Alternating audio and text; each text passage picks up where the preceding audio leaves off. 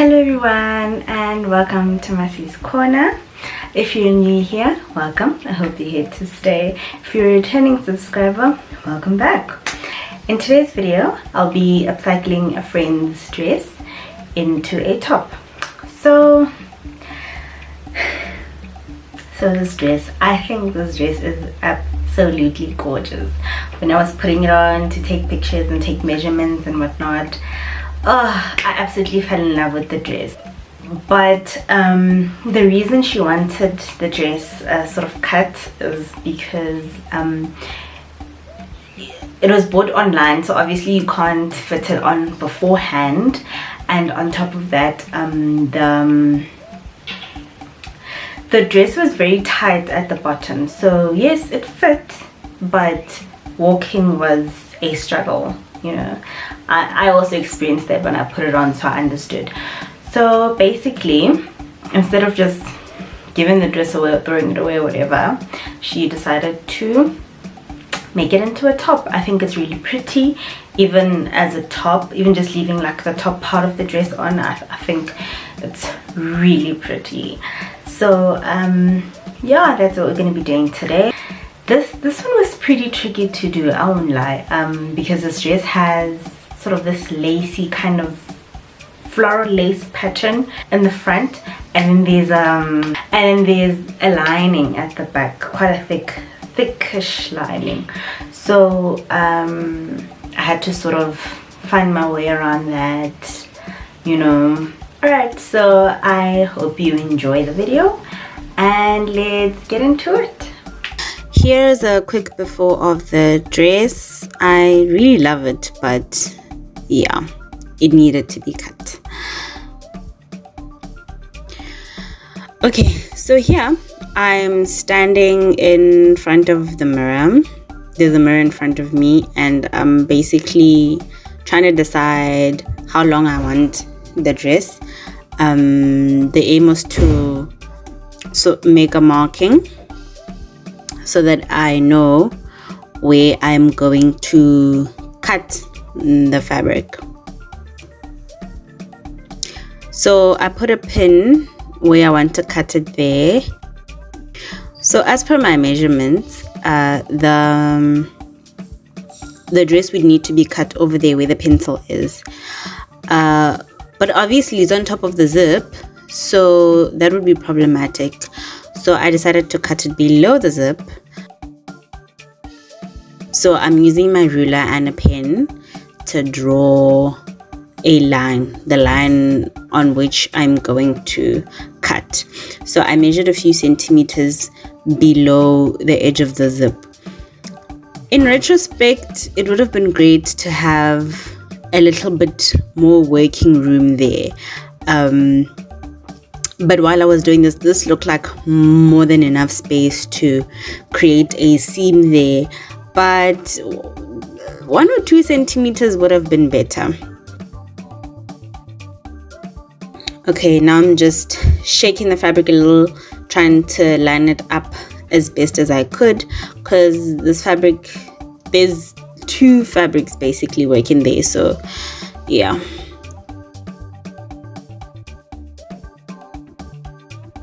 So I'm basically just gonna cut straight across.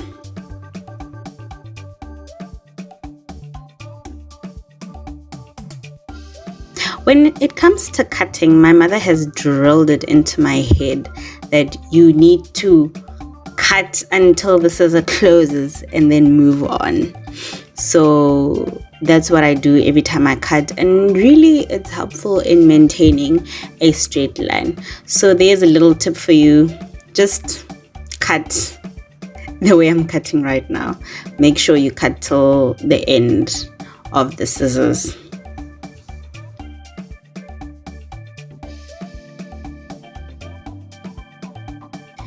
And there's the piece of fabric that we're going to be working with. I think I did a good job with the cutting.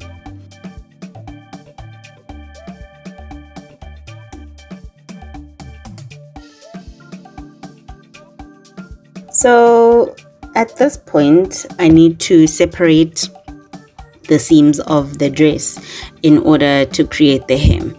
So the first one I did was the zip area. I just separated the lace from the lining. I had to use a seam ripper to achieve this. This was quite challenging because there's a lot going on here. This part of the fabric is overlocked also, and there's just quite a number of joints here. So I had to be really patient with this to make sure I don't rip apart the fabric instead of just ripping the threads.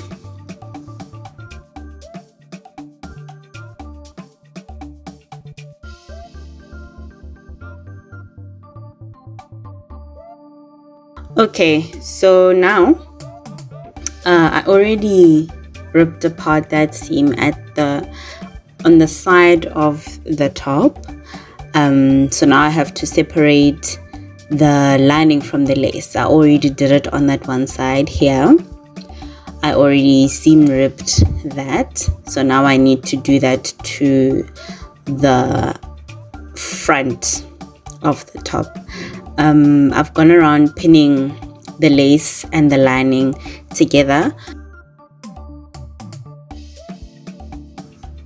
When it comes to garments that have a lining on the inside, you want to make sure that the lining is shorter than the fabric on the outside so that it doesn't peek through. And that's what I've done when I was pinning this fabric. I made sure that the lining is just a tad bit shorter than the lace. This is another tip that my mother gave me.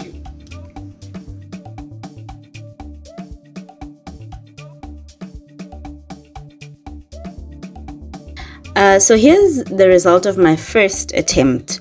Now you can see the edge there is just looking tacky. The stitching is a little bit straight here, but look at the one edge. The one side is shorter than the other.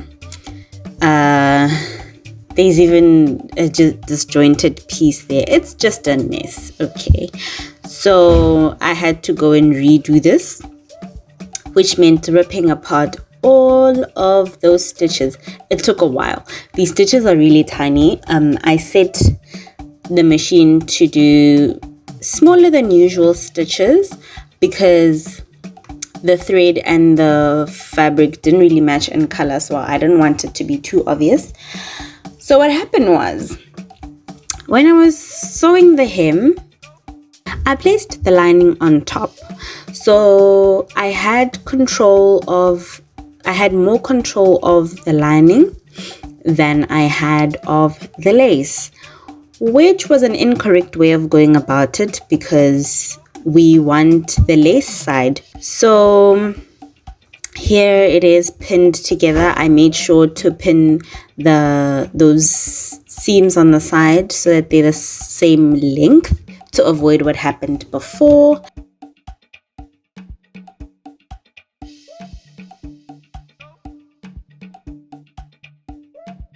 I just realized how gorgeous this fabric is. The detailing, I was just falling in love with this top at this point.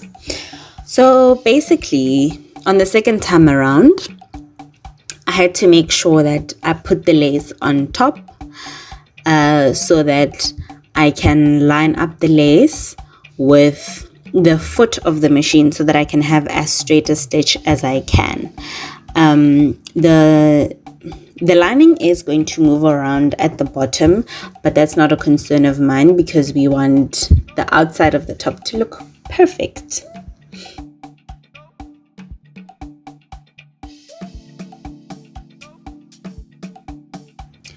Always backstitch in the beginning and the end of your sewing.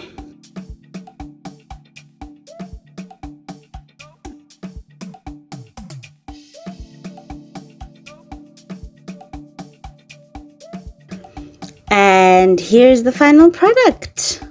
I was really happy with how this top turned out. Yeah, it looked neat and tidy at the bottom. neater than it did last time. Yeah, here's the top tucked in. I know my friend is going to wear it tucked in much more than tucked out. So, and that gives the bodice a chance to shine.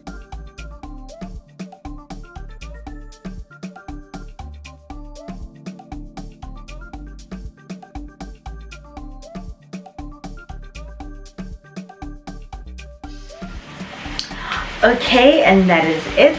I hope you enjoyed the video. I love the outcome of this top. I think this top is really cute.